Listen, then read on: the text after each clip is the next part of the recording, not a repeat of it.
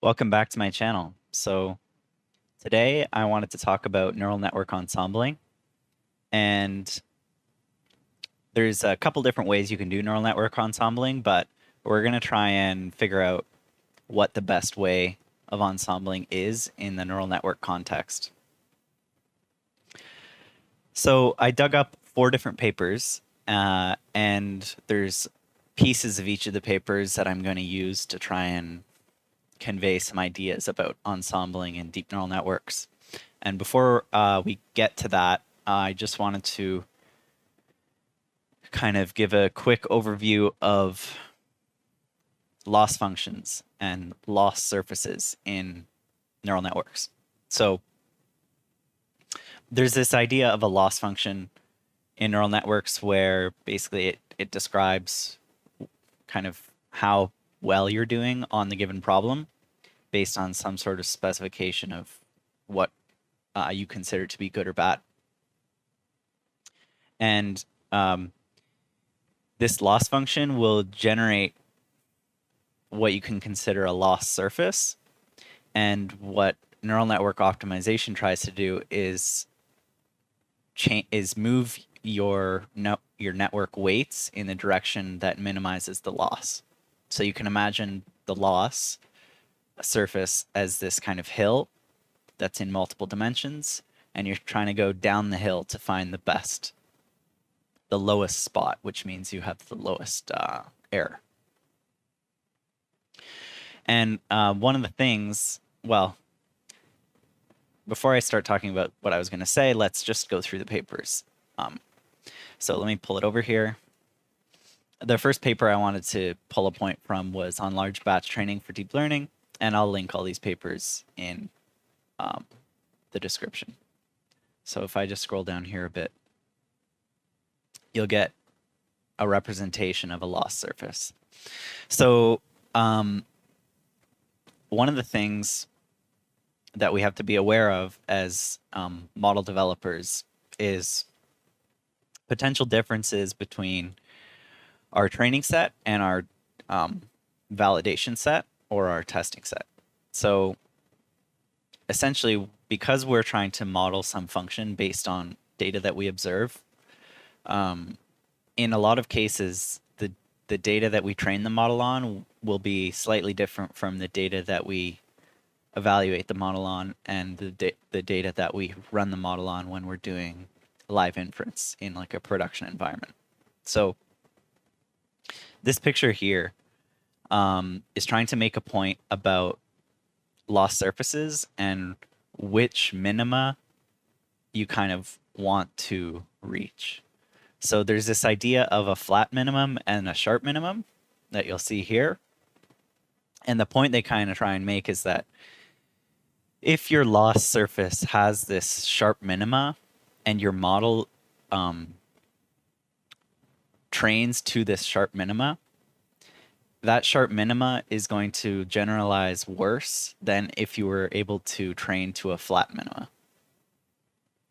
So you can understand that conceptually here because you can see one line represents the training function and then one represents the testing. So if you were to optimize to this sharp minima, you can see that at that point, the training error is low, but if you were to run the same point through the testing set, the testing error would be high because you would land right on this peak here. So that's not great. But you can also see for this flat minima, if you were to optimize to this flat minima, your resulting test error would be low because you can see it's only going from like this point to like just above it, whereas the sharp minima is from here to almost the top of the graph, or the top of the graph. So basically you can think of when you're optimizing a function, you want to try and achieve some sort of a flat minima because you can have a higher confidence, or you would hope to have a higher confidence that your testing function, even though it might deviate, the overall error on your out of sample would be pretty good still. So that's the first point I wanted to make. Second point here. So what is this paper? Loss surfaces, mode connectivity, and fast ensembling of deep neural networks. So this paper is pretty interesting. So just like in the last picture we saw that there in training neural networks, we can optimize to different local minima on the loss surface. So it's kind of saying that there are different places where if we optimize our weights in such a way, we can optimize our weights in multiple different ways, and each of those different ways might have similar accuracy results. So like in this case, both of these minima would have approximately the same accuracy on at least the ensample, right? So if we come over here, you'll see in this picture there are 3 local minima with approximately the same loss.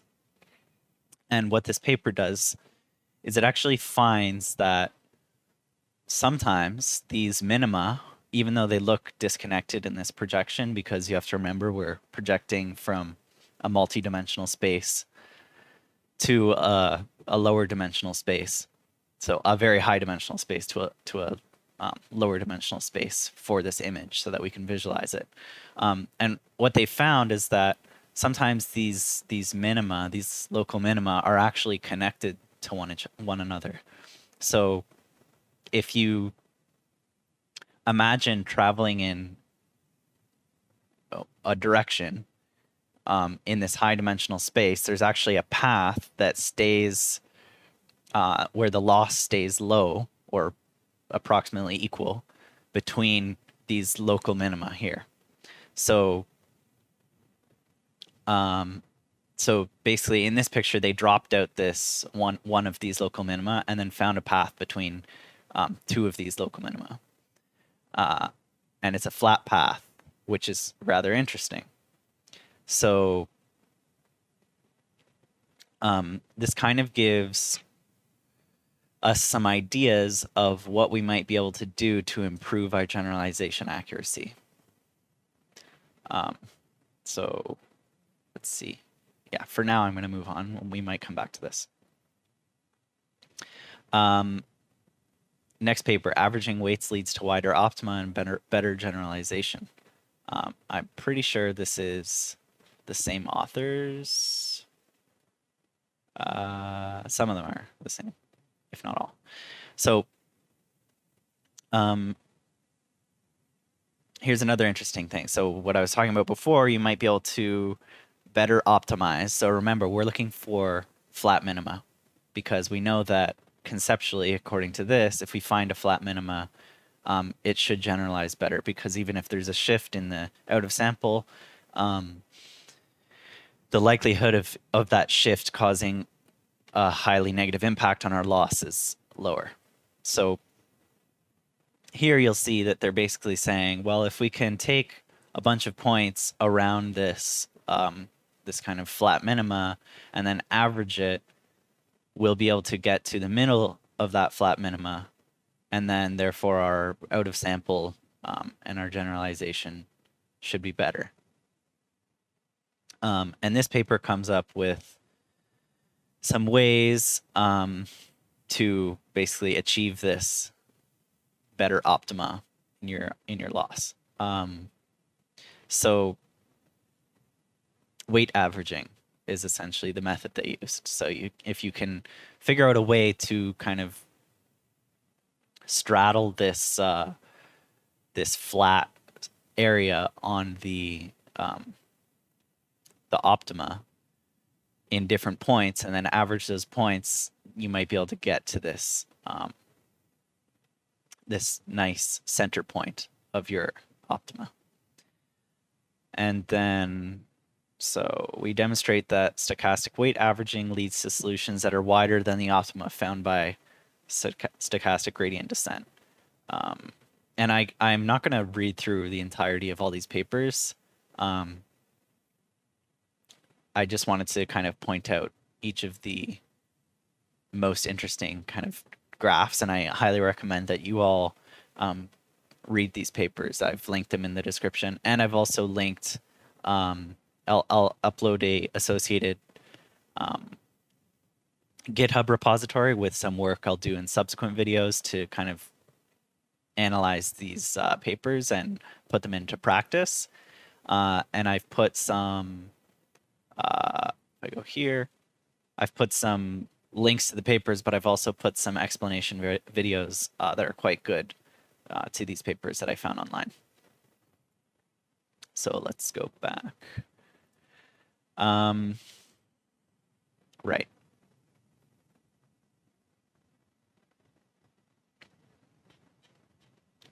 Let's move on for a second. So this last paper is the most recent paper, and it's quite interesting. So Deep Ensembles, a Lost Landscape Perspective. So this has kind of the same visualization that we saw in the first paper, and it's talking about this lost landscape where there's a bunch of local optima, and the validation lost landscape is slightly different from the training lost landscape because the distribution shifts. And you want to find these wide optima so that you can basically have the best generalization. So if you scroll down, there's some interesting findings. So here's the first point. So this paper at the start, at least, is doing some work to compare the similarity of the weights of your neural network to different checkpoints. So basically you take one random initialization, train it to convergence, and this first plot is comparing the weights of the network as across each checkpoint. So obviously the diagonal is comparing each checkpoint to itself, which would be fully similar, which is why it's 1 here. But you'll see that kind of as we progress through the checkpoints, so checkpoint, let's say 30 to checkpoint 0 is very dissimilar. And there's this kind of cone that shows up where as you progress, the weights change. And then, so that makes sense, right? And then the disagreement of predictions. So this is saying that across each checkpoint progression, how in agreement are the predictions with each other? So obviously for each checkpoint, again, across the diagonal, they're fully in agreement. So this one is disagreement. So 0 disagreement would mean fully in agreement. And they tend to more or less agree in the same cone pattern as we saw before.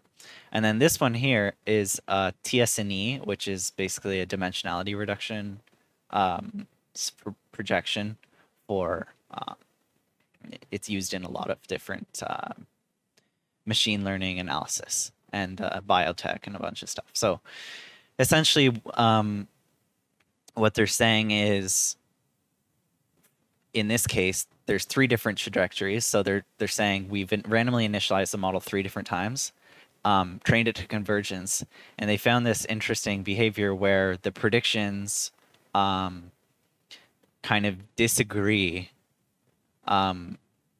each time you train from a random initialization, even though we know that as we train neural networks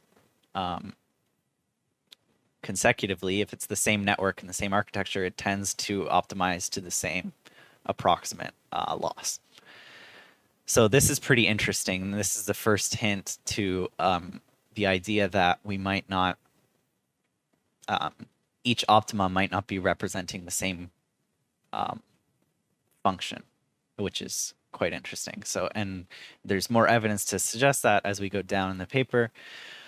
So we'll see here some more plots. So now that we're talking about each axis here is a different solution trained to convergence.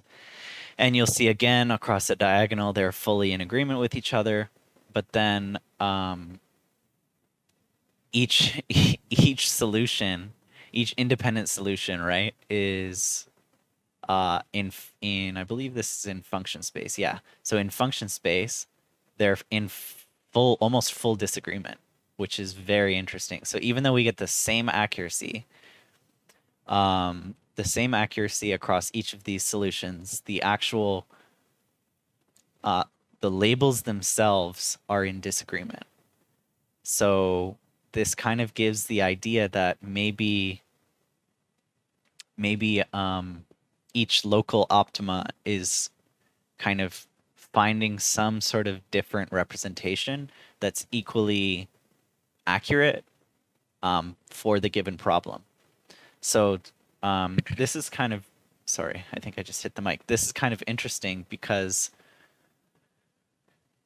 it brought up an idea that a lot of people kind of contemplate about machine learning, which is like, how do you know, like, correlation versus causation? How do you know something isn't just correlated and that it's actually causal? And I think this might be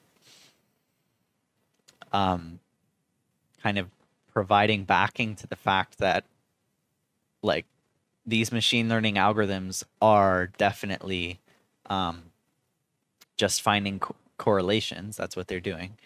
And there are a bunch of potentially different correlations that explain the same outcomes with the same accuracy, even though they're different correlations. So it's like the model is finding like 1,000, 1,000,000, whatever, different ways to explain the same thing. And each of those individual explanations might not be true, but when we do some sort of ensembling, the idea is that even though each individual model is not true necessarily, if we ensemble all of these different things that look like they could be true, we tend to reduce our overall error going forward. So that's the main point I wanted to make here, but it's super interesting. I really like these plots. So coming down here, so this is another TS&E projection of, I believe, yeah, sorry, I just had to read it again. So the plots here are TS&Es where each of the different colors represents predictions. So it's like, how different are the predictions from one another? Again, similar to what we saw above. So this is showing how there's a couple different plots here. It's showing how each of these different methods that have been tried in the past for achieving for getting different local optima and then basically doing an ensemble on them don't really work that well. So you can see that with all of these different methods of changing the weights, and they all generally start at an optimized solution and then do some perturbation from that optimized solution to find basically a better general solution. They don't really tend to actually find these different functional optima that we were discussing before. So you'll see for each of these, like, even though they kind of spread out the solution, they're functionally very similar. Whereas these different random initializations, you'll see each of these different clusters is the result of a new initialization. So basically the benefit you get from doing a new initialization is greater than the benefit you get from doing these subspace modifications to try and introduce variability. So yeah, that's a pretty interesting point. And then if we come down here, these are some plots kind of describing the same thing. And this is a plot describing or depicting the two local optima that are achieved from two different initializations. And then you'll see this Gaussian line here is like the different places you end up by doing these Gaussian modifications to the subspace. Which again just provides more evidence to the fact that you get more out of doing a new initialization and then training to convergence and then using those in your model, your set of models. Is there anything else here I wanted to talk about? I think that's okay. You can read more into this, but let's see.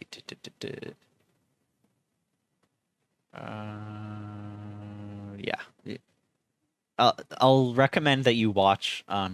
There's a really good video explaining this paper from Yannick Kilcher on YouTube. He does a great job, so I recommend you going through that for a more detailed explanation of the whole thing. But essentially, from all this, the point I wanted to make is that there seems to be kind of a few things we can say for sure that we want. We seem to want this idea of a flat minima because that conceptually seems more robust in the out of sample. And then there's this idea that the local optima that we see in some of these papers here, or this paper here specifically, might actually be connected in this high dimensional space through a flat kind of path. So there are different mechanisms that we might be able to utilize to achieve this, or to find this kind of perfect optima that we're looking for, that gets good results on the out of sample. And then lastly, there's this idea that when you start from these different local optima and train to convergence, your function that you end up with is actually distinct from if you had, again, started from a new random initialization and trained to convergence. So the question I have now is then, okay, if you initialize randomly and train to convergence, and you get these different functional results, then like how does this idea interplay with the idea that these local optima are somehow connected on some flat surface in this high dimensional space? So that's kind of what I want to try and explore in the following videos. I'll probably end up doing maybe 1 or 2 more videos, but I'm actually going to go into code and code up some of this work that's discussed in these papers and see if we can find any insights to how these are connected, and if we can figure out a good method for kind of including all of these different optima in our model. Yeah, so if you're interested, just make sure you're subscribed, and I'll be putting out those videos in the next couple weeks. Thanks a lot for watching, and I'll see you in the next video.